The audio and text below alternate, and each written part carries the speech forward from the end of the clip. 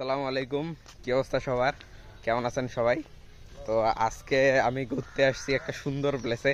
তো কোথায় ঘুরতে আসছি একটু পরে আপনাদের বিস্তারিত ডিটেলস আর কি দেখাচ্ছি। এখন আমি আপনাদের একটু ভিউটা দেখাই আশপাশের। তো এই যে আপনারা দেখতে পাচ্ছেন আমার আশপাশের ভিউ।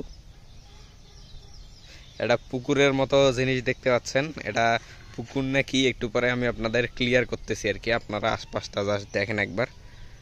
সুন্দর সবুজ প্রকৃতি, সবুজ শ্যামল আবহাওয়া, আর আকাশটা তো দেখতেই পাচ্ছেন কি সুন্দর লাগতেছে আর কি। তো আমার পাশে যে ক্যানেলটা দেখতেছেন, মানে পুকুরের মতো পুকুর মনে করেন বা আর কি যাই মনে করেন, যে জিনিসটা দেখতেছেন এটা হচ্ছে তিস্তার সেচ ক্যানেল আর কি। এটা যে তিস্তা, মূল যে তিস্তা নদী আছে, সে তিস্তা নদী থেকে মূলত একমাত্র যে প্রধান সেচ ক্যানেল, সেটা হচ্ছে এই সেচ ক্যানেল। আমার পিছনে যে সেচ ক্যানেলটা দেখতে পাচ্ছেন, তো এই সেচ ক্যানেল দিয়ে আমাদের উত্তরবঙ্গের প্রায় 3টা জেলার মানুষ উপকৃত হয় আর কি।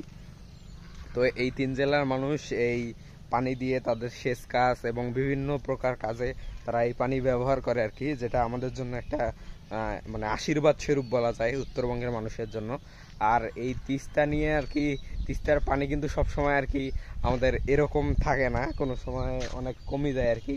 জানি না এটা ইন্ডিয়ার সাথে পানি চুক্তির ব্যাপারে বাংলাদেশ সরকারের বা বাংলাদেশের যে নেতৃস্থানীয় মানুষদের আছে তাদের কি চুক্তি আছে, আমি শিওর ব্যাপারটা জানি না। তবে মূল কথা হচ্ছে এখন আমরা পানি পাচ্ছি আর কি। তবে এই সময়টা আমাদের পানি না হইলেও চলে, যে মূল যে কথাটা হচ্ছে এই সময় আমাদের পানির দরকার নেই, তারপরে আমাদের পানি আছে। তবে এরকম পানি দেখলে আমাদের মানে ভালোই লাগে আর কি। সুন্দর দেখতেছেন আশপাশটা কেমন সবুজ সুন্দর শ্যামল, মানে প্রকৃতি দেখা যাচ্ছে। আমি আরেকবার একটু আপনাদের সব দিকটা ঘুরে দেখাই। তো এই যে আপনারা দেখতে পাচ্ছেন, ওই যে ওইখানে একটা সুইচ গেট দেখতে পাচ্ছেন আপনারা, এখানে পানি নিয়ন্ত্রণ করা হয় এটা দিয়ে আর কি, ব্যারেজ টাইপের আর কি, ছোট একটা। আর এই যে আপনারা দেখতে পাচ্ছেন এটা হচ্ছে তিস্তার সেচ ক্যানেল আর কি। এই তিস্তার সেচ ক্যানেল দিয়ে আমাদের প্রায় উত্তরবঙ্গের 3টে জেলায় সেচ কাজ চলে। সেটা হচ্ছে প্রথম হচ্ছে রংপুর জেলা, তারপরে হচ্ছে নীলফামারী জেলা এবং আরেকটা হচ্ছে দিনাজপুর জেলা আর কি। তো এই 3টে জেলার মানুষ এই সেচ ক্যানেলের মাধ্যমে ভীষণ উপকৃত হয়। এটা যে আপনারা দেখতে পাচ্ছেন এটা কিন্তু প্রধান সেচ ক্যানেল আর কি। এই প্রধান সেচ ক্যানেলের পাশাপাশি এই সেচ ক্যানেলের মানে কি বলা যায়, কি বলে জানো ভুলে গেলাম। ও এইটা যে শাখা আছে আবার, এইটা ধরতে পারেন, এইটা একটা তিস্তার শাখা সেচ ক্যানেল। এর প্রশাখা অনেক আছে, সেই প্রশাখাগুলোর আবার ছোট ছোট প্রশাখা আছে। মানে এই সেচ ক্যানেল পুরো আমাদের নীলফামারী, রংপুর এবং দিনাজপুর এই 3টা জেলায় প্রায় জালের মতো আর কি ছড়াই ছিটাই আছে চারপাশটায়। আপনারা দেখতে পাচ্ছেন সেচ ক্যানেলটা। এটা প্রায় মানে বাংলাদেশ যে বলে নদীমাতৃক একটা দেশ, জালের মতো সব দিকে নদী আর কি ছড়াই ছিটায়। তো আমাদের নীলফামারী, রংপুর এবং দিনাজপুর জেলার ক্ষেত্রে, বিশেষ করে নীলফামারী জেলার ক্ষেত্রে আর কি, এটাকে জালের মতো বললে কোনো অংশেই ভুল হবে না। কারণ এই সেচ ক্যানেল আপনি ধরেন যে একটা রোডে যাবেন দেখবেন যে সেখানেও সেচ ক্যানেল, আর এক রোডে যাবেন সেখানেও দেখবেন যে সেই সেচ ক্যানেলের কোনো না কোনো শাখা বা প্রশাখা সেদিক দিয়েও গেছে।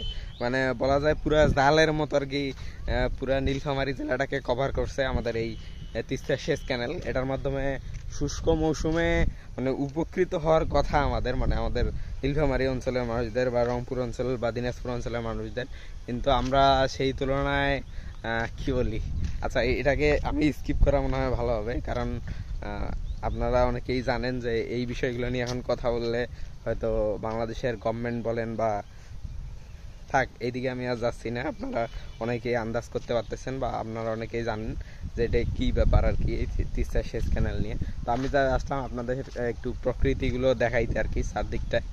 তো এই যে আমি আরেকবার একটু আপনাদের দেখাই চারদিকটা। এই যে দেখতে পাচ্ছেন সেচ ক্যানেল, আর এই যে সুন্দর একটা সেচ ক্যানেলের সাইড দিয়ে সুন্দর একটা রোড, সুন্দর গাছপালা, মানে এখানটায় আসলে আর কি মন ভালো করার মতো একটা পরিবেশ আপনারা দেখতেই পাচ্ছেন। আর আমি আসছি আমার বন্ধু সহ, ওই যে আমার বন্ধুকে দেখতে পাচ্ছেন আপনারা গাড়িতে, সে গাড়ি নিয়ে দাঁড়ায় আছে, ব্রাজিলের সাপোর্টার আর কি।